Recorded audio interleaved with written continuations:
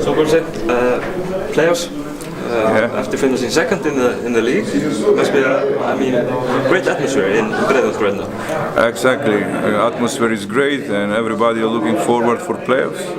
We changed the position of this year with Stjarnan, again first round, but we are now second, they're 7. Two teams, I can say very competitive, both teams, and in the season was 1-1. We won over there, they won in Seleskoli, so I think it's going to be a tough series.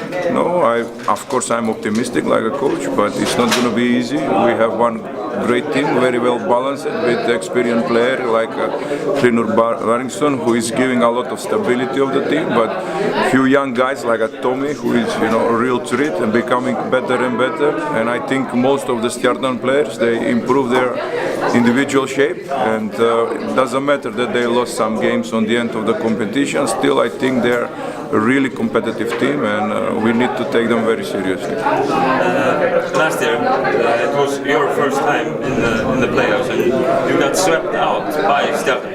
Yeah. You must want to pay them back. Must be personal for you. Absolutely. At least we have a chance for revenge. But like I say, it's not going to be easy. But we will give the best.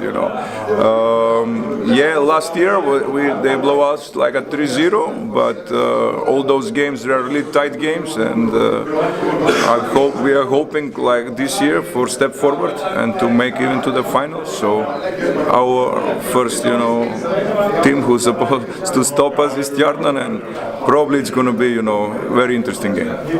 What does he have to do to make it? We on all segments of the game. Defense need to be on the high level. Of course, offense need to be much more fluent and a real threat and punish every mistake of Stjarnan.